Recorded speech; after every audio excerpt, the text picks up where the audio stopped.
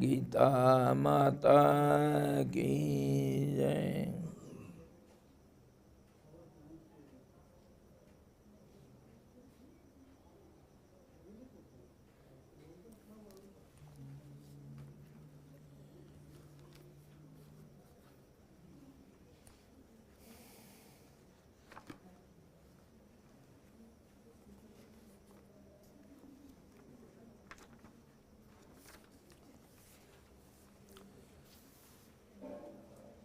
We are discussing Sri Bhagavad Gita, 6th chapter, and yesterday we have already discussed the 13th sloka. Samam kaya siru grivam dharayan achalam sthiraha sampreksha nasikagram swam disaschan avalokayan.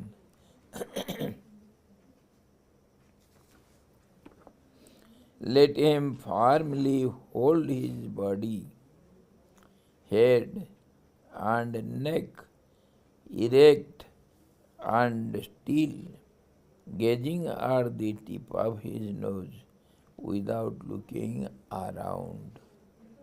So we discussed three things: the body, the neck and the head should be in one line, and the gaze should not be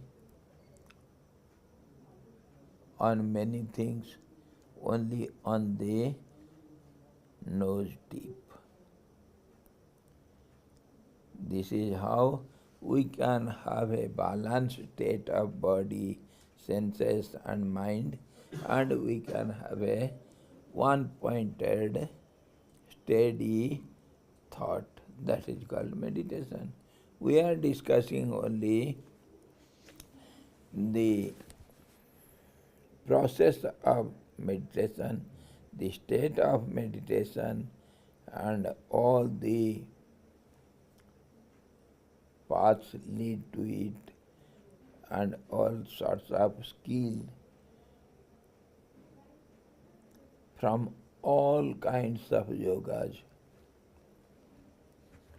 Today we shall see the 14th sloka, wherein he gives us the state of such a being who has been able to sit firmly on a seat and with a straight body, body, head and neck, with the spinal cord erect and body steadied, mind also automatically will be stable. In that way, what happened to such a person? He becomes prasantatma, vigata bhir, brahmachari vrate sthitaha, manaha sanjamya machito, yukta asita matparaha. Of course, these are ways to such a state. But yet, if you sit in a posture described here, then automatically all these qualities or process will be very easy for you to practice or attain the goal of it. Serene-minded, prasantatma, vigata bhihi, without fear, fearless, firm in the vow of a brahmachari, celibacy, having controlled the mind, thinking of me, and me means the M is capital, the absolute. Because God, Krishna, now stands for the absolute truth. thinking of me and balanced in mind, let him sit, having me as his supreme goal. That me, the Lord, the truth, that is nothing but one, absolute one without a second. And it is also called absolute equilibrium state. And also it is named or termed in different ways as absolute peace, tranquility, constancy, oneness, changeless, eternal. All these are termed to indicate the same state.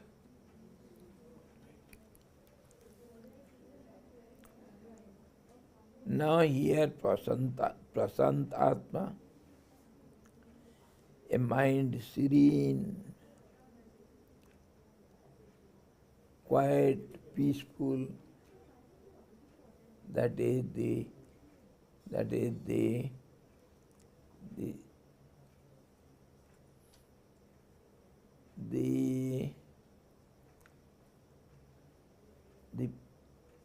highest indication of purification.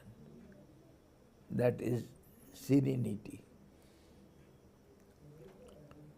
And that ends in steadiness only.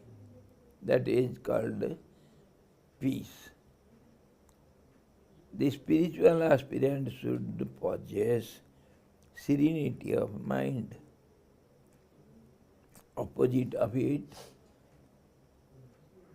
irritations and flitteringness and always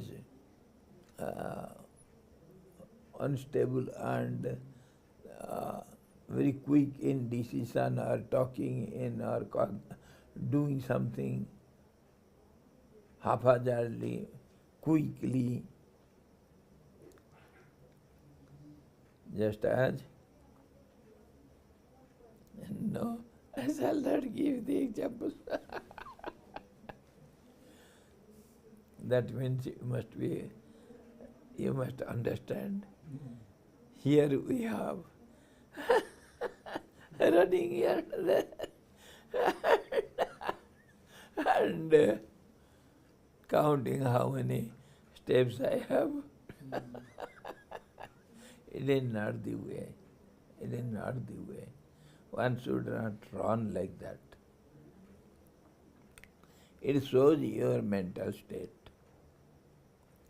And such a person will be unable to decide anything properly.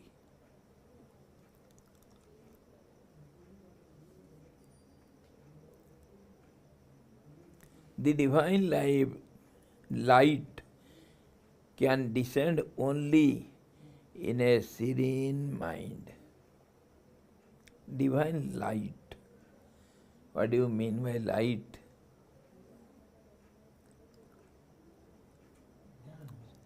Somebody will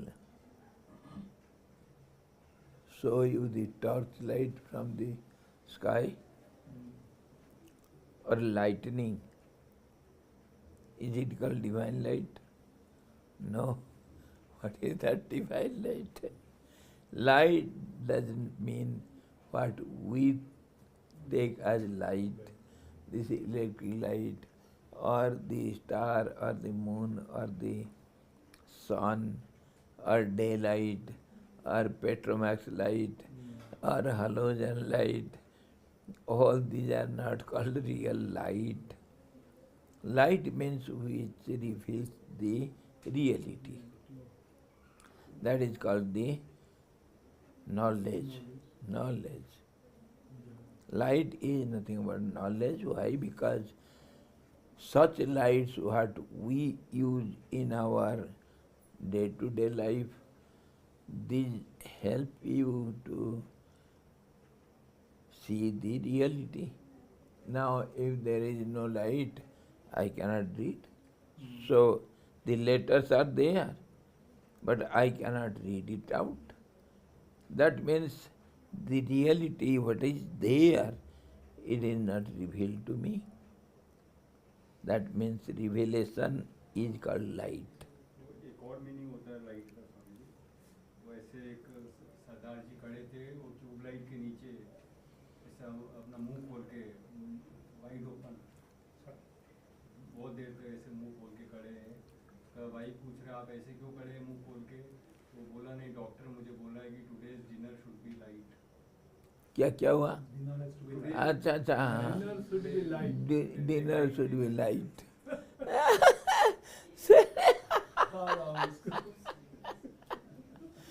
Your dinner should be light.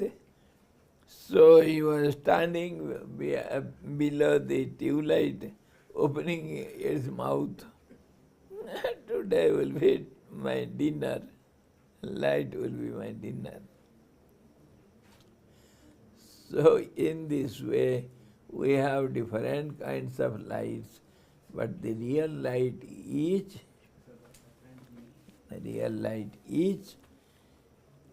the clarity, the visibility or the knowledge of the reality.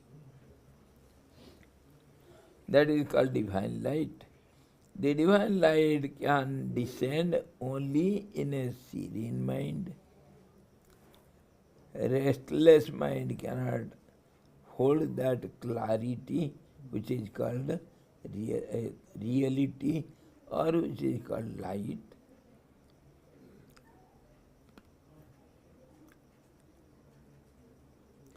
Serenity is attained by the eradication of vasanas.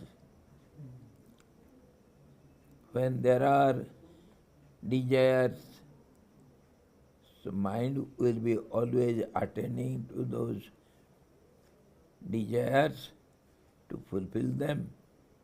So it cannot have steadiness. So it cannot be serene.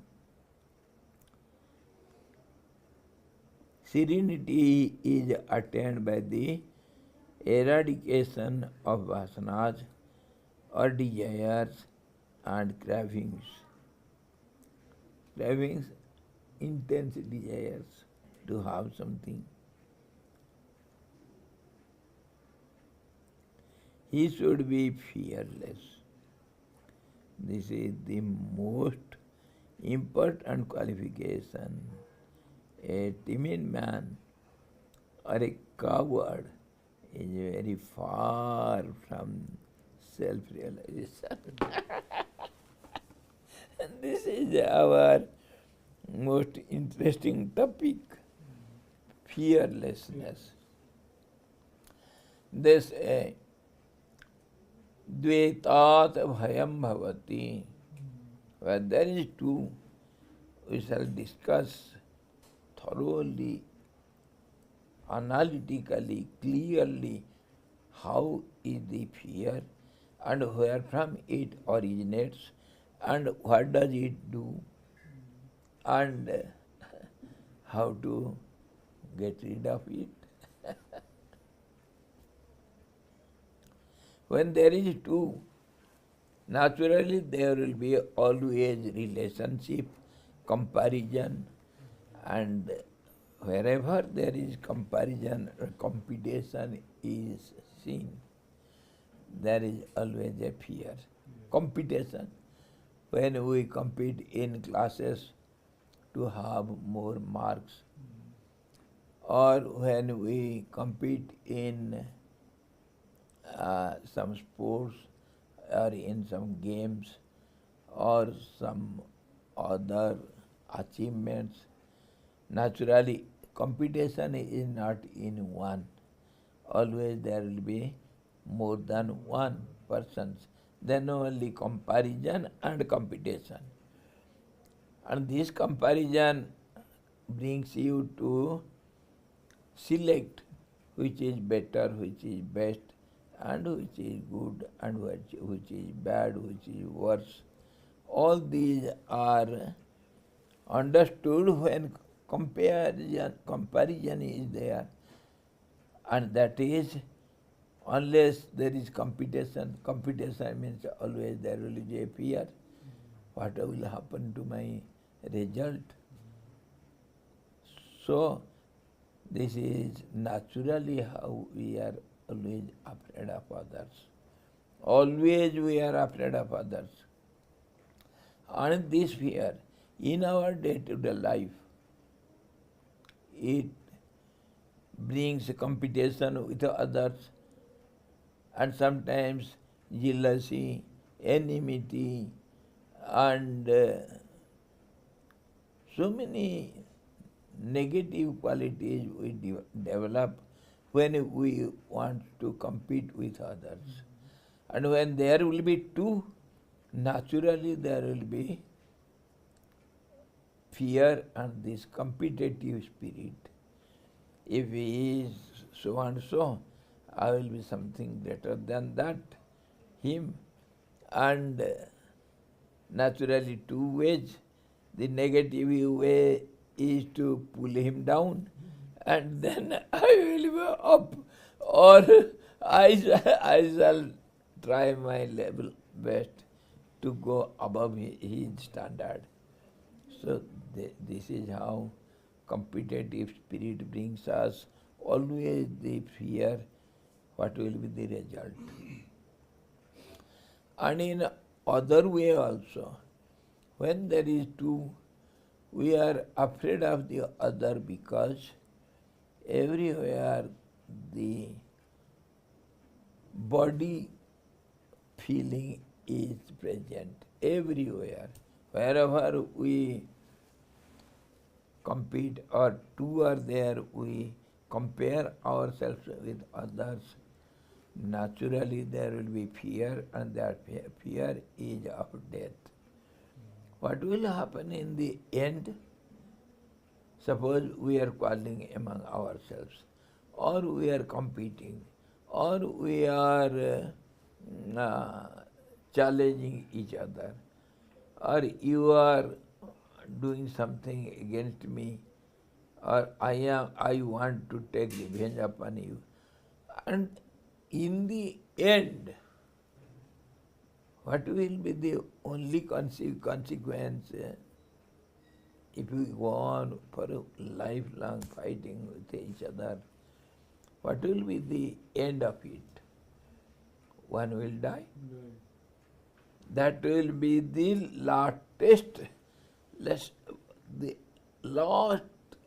most last position of anyone.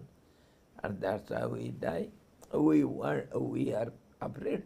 We don't want to die. And this death is concerned with the body feeling. This body should remain unhampered, undisturbed,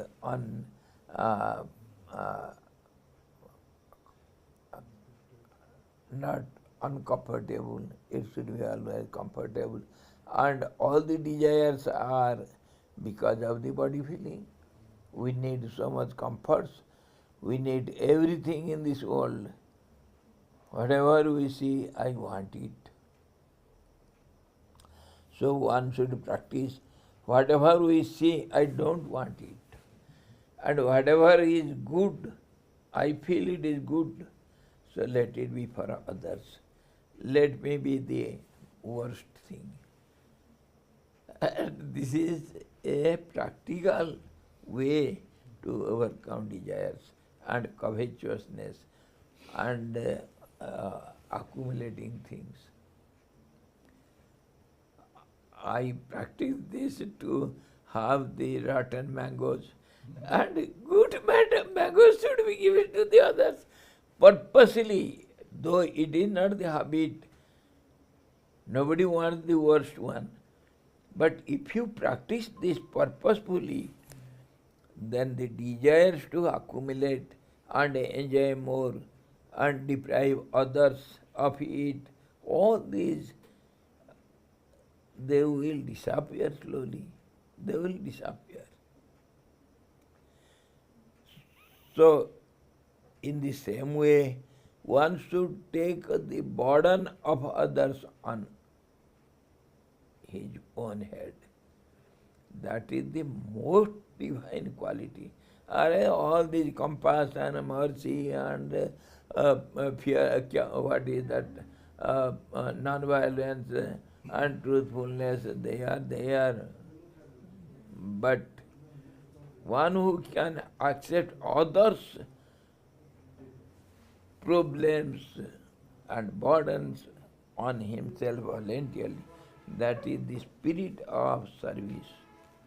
And that is the spirit of helping others. And that will help you in the end, abandoning or getting rid of the desires and greediness and accumulating, that is parigraha mood, and harming others, because you want to take the burden of others on your head. Let him be enemy or friend.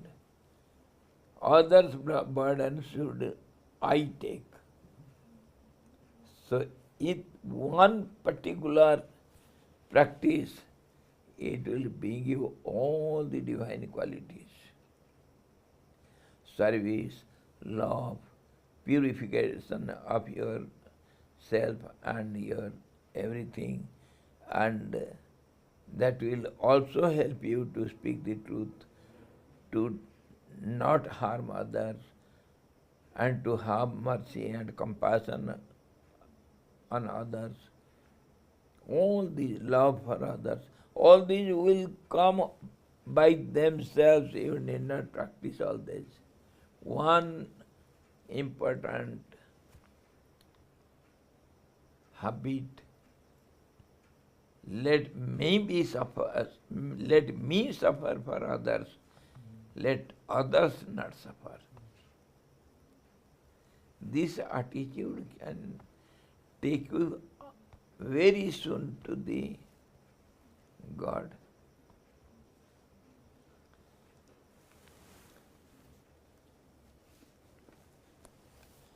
So this fear is due to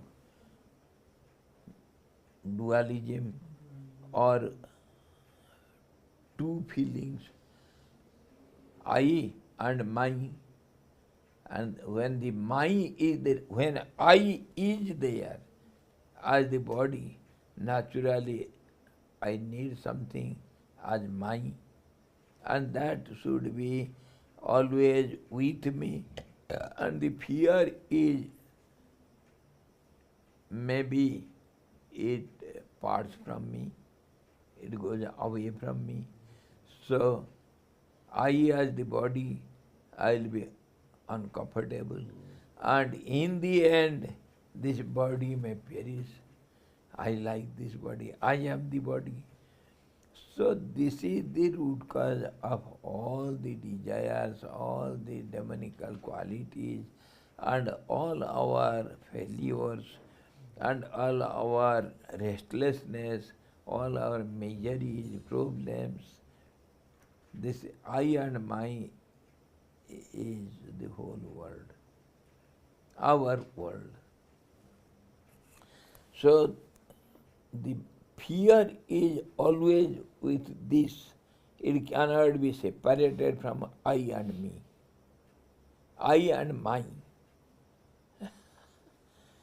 So this fear is the root cause of all our failures and all our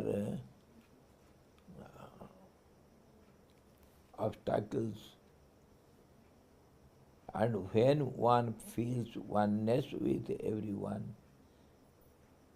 and loves everyone, helps everyone, the inner attitude should not to disturb others, then naturally the fear and all other bad qualities will disappear. They will go away from you because you don't entertain them.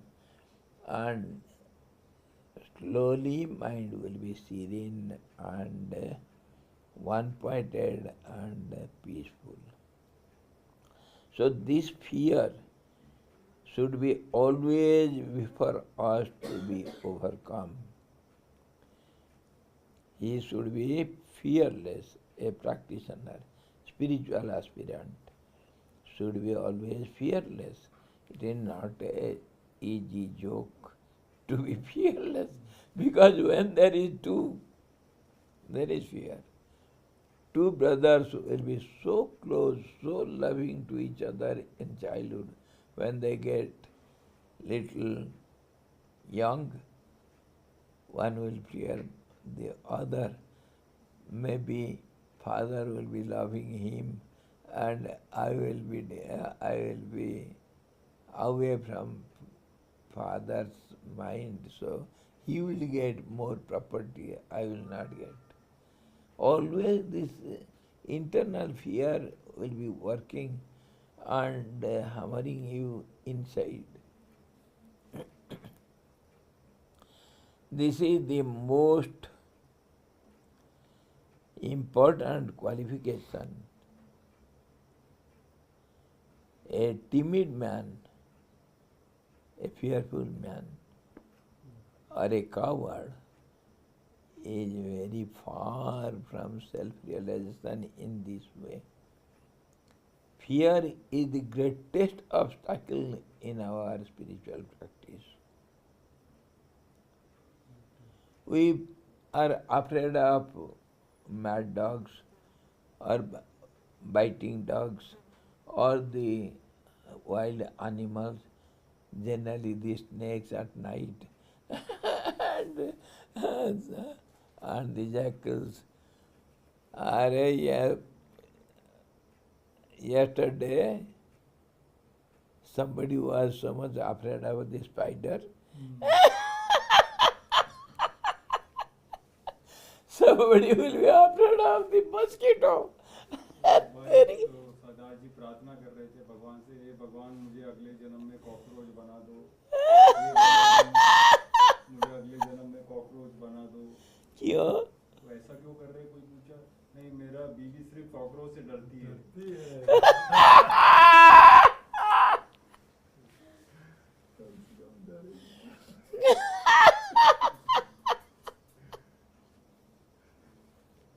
उसकी बीवी बोलेगी तो मैं मेरे को अगले जन्म में हिट बना दो।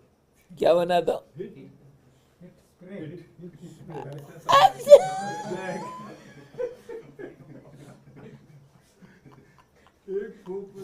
अरे आप भी बन गए कोई सरदार, तेरे के सरदार को सरदार का काट। मन में कर रहा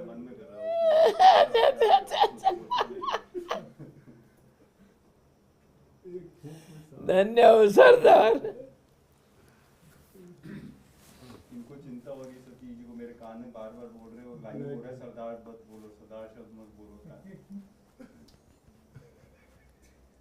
वो याद दिलाते बार बार। Hari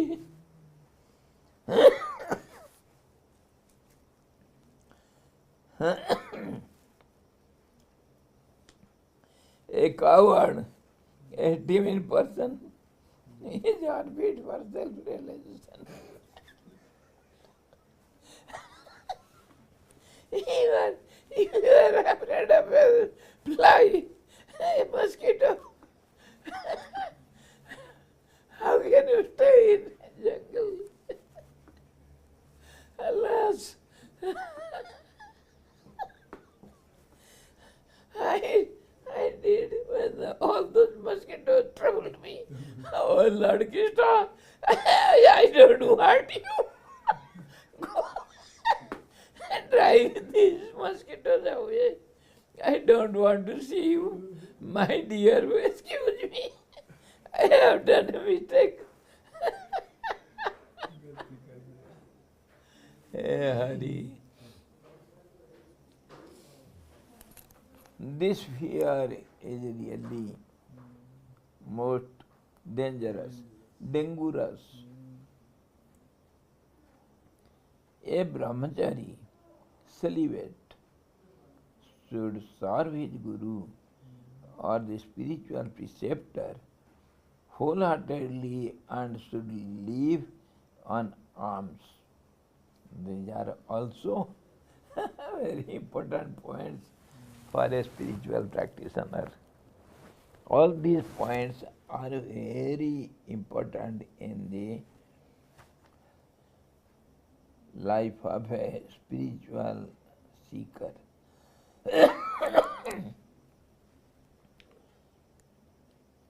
A brahmachari, celibate.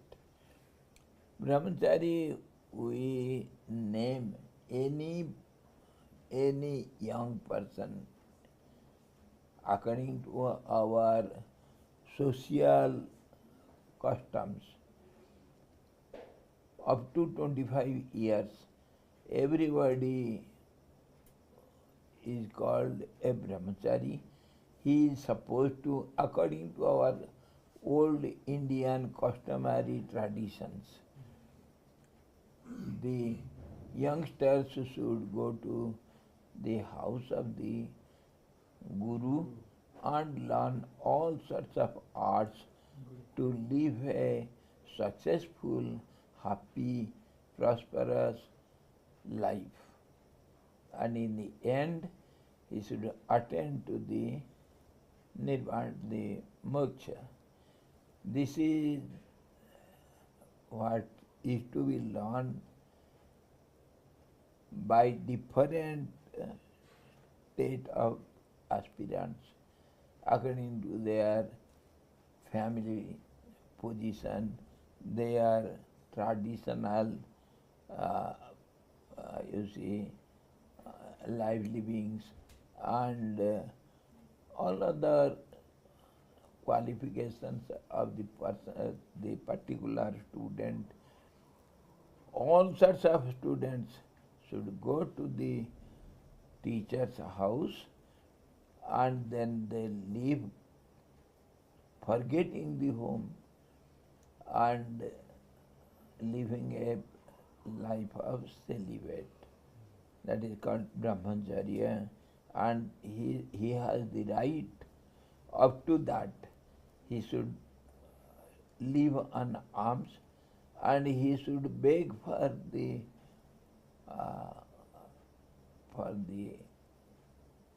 Guru also. And the society should help them.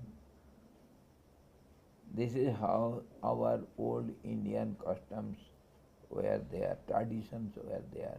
Now, of course, some private schools are there, they support hostel life for the poor students, and it is very rarely seen. So this was known as our old tradition, and such students are called, used to call as brahmacharis, celibates. Their only work to learn, to serve the Guru by all means, and to learn all the skills according to his own capacity, personal capacity and ability, to have a successful, prosperous, happy and life which can protect the society from all sins. He will be an asset for the society. And in the end also, after 50,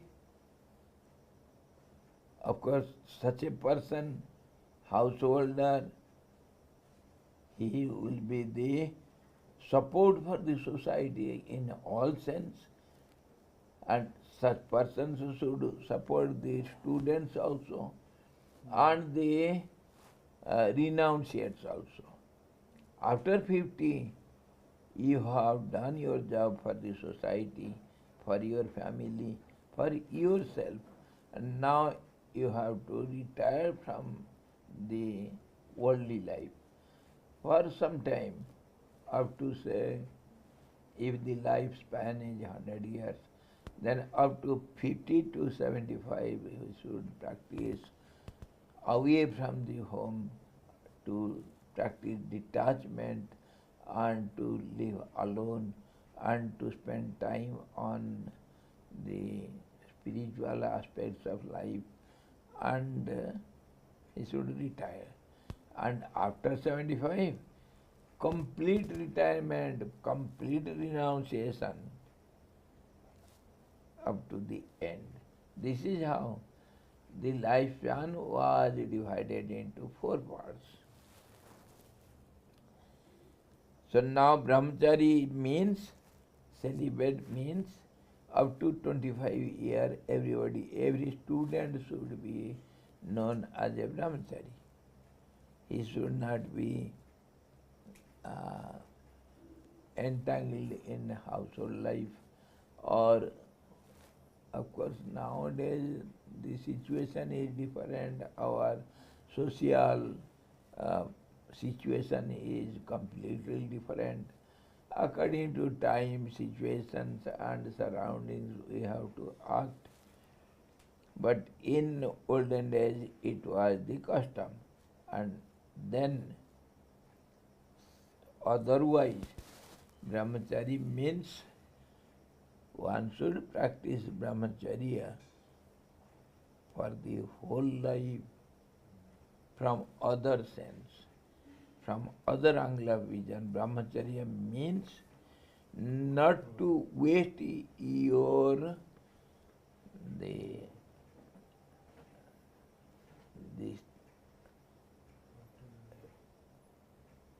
hard earned, your, what we can say, the physical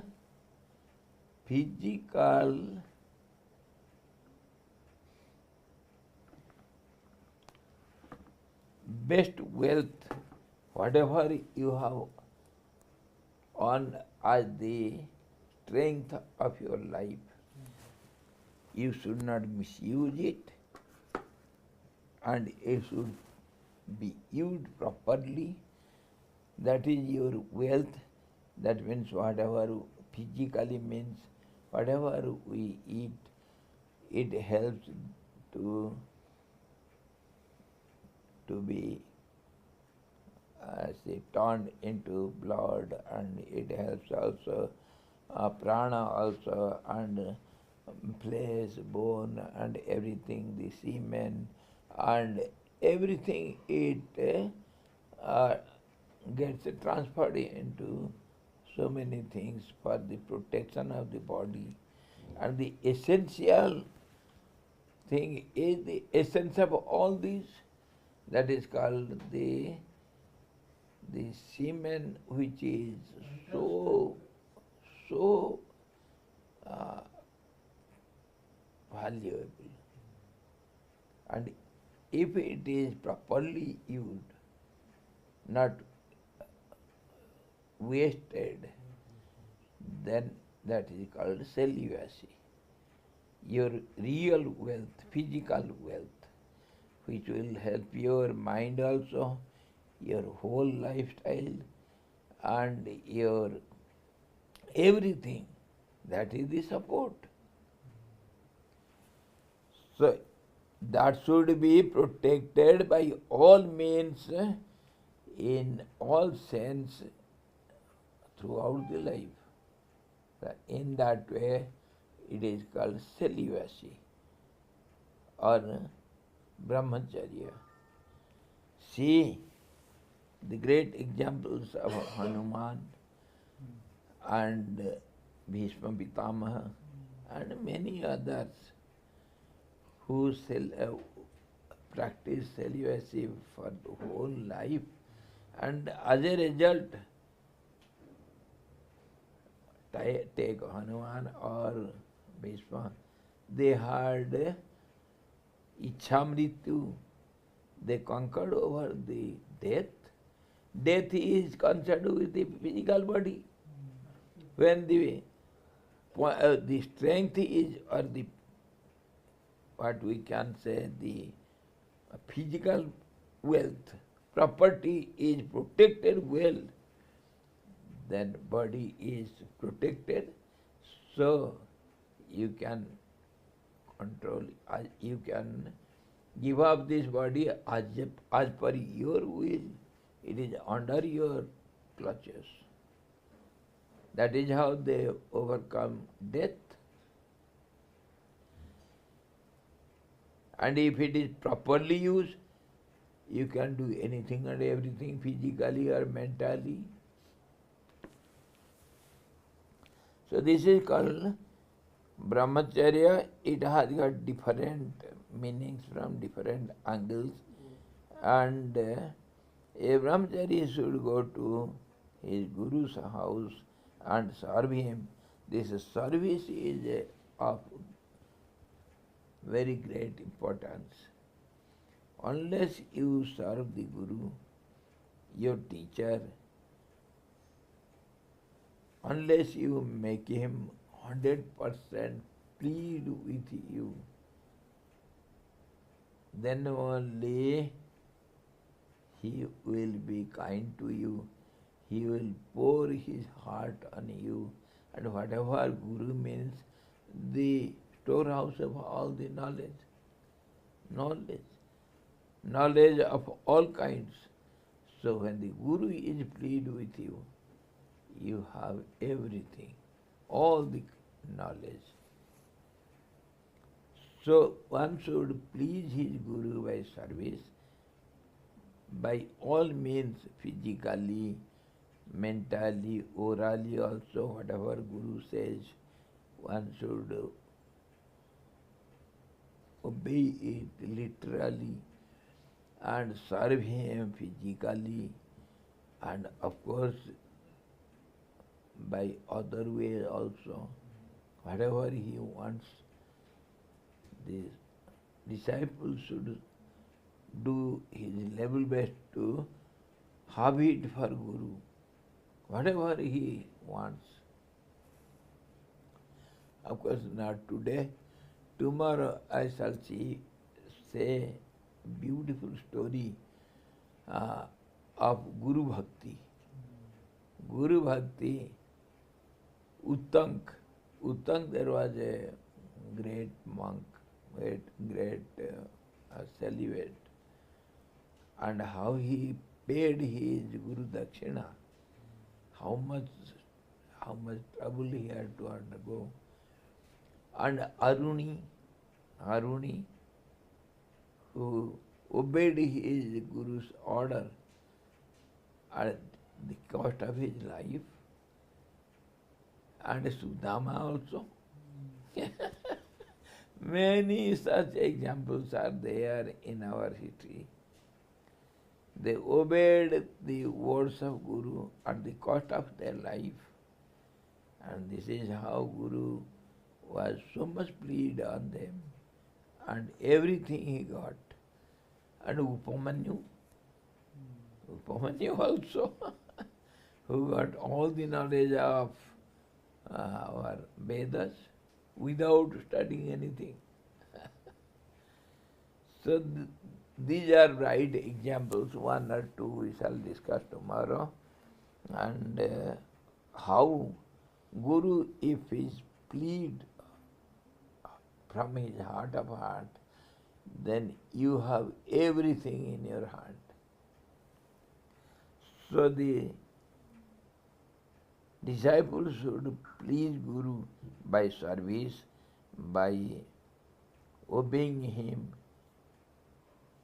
by all means, and thereby he will get whatever knowledge Guru has. This also constitutes the Brahmachari Vrata. Brahmachari Vrata, the vow of Brahmachari is to serve his Guru by all means. He should be balanced in pleasure and pain, heat and cold, honor and dishonor. He should ever think of the Lord and take him as the supreme goal. Yuktaha asitam matparaha. Machito, always thinking of me only. And manaha sanjamya, by controlling his mind by all means. Yuktaha, balanced minded, and matparaha, always thinking of me, depending upon me, believing me. All the thoughts should be on me only.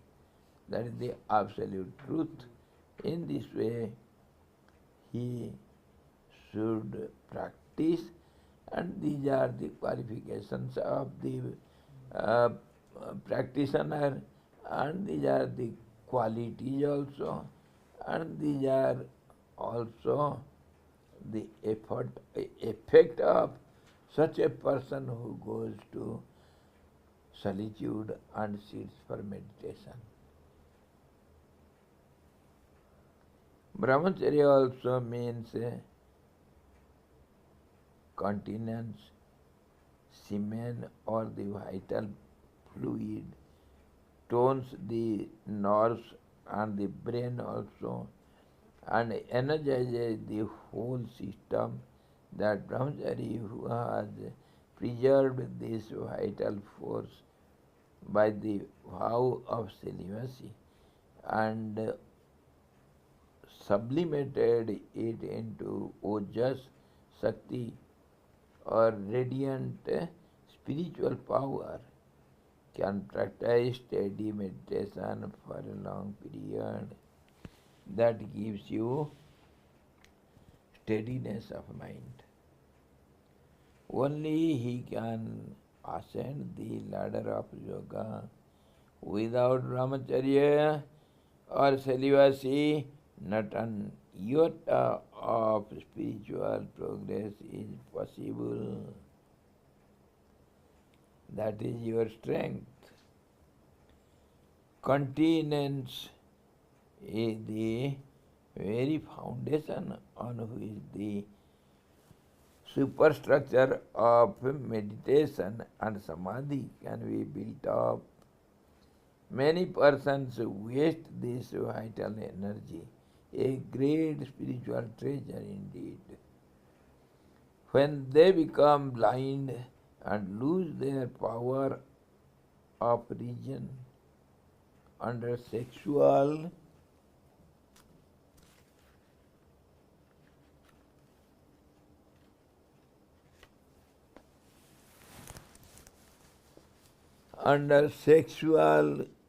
excitements, pitiable is their lot. They cannot make substantial progress in yoga. For yoga, this is a must.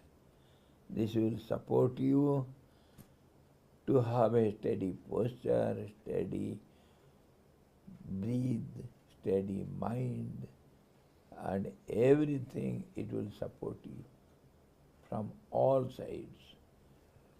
So this is a very good, very important practice. Even it is said, when you walk, you should not look around. Just as you sit, your gaze should be fixed on the nose tip. Similarly, when you walk, you go from place to place, you should not look around. For a brahmachari, he should not waste his energy by the contact of the senses with the outside so many innumerable objects and losing his energy uselessly. So his gaze should be fixed on the toe. You should not look around. By that, you are wasting your energy. You should preserve your energy by hook or by crook. That will help you in practicing the spiritual practices. Tomorrow we shall see if we remember, if you remind me, the glory of Guru Bhakti.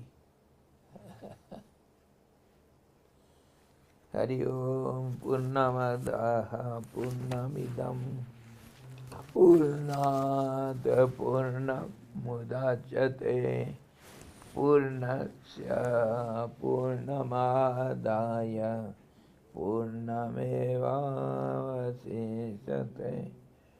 Om Shanti Shanti Shanti. Hari Om.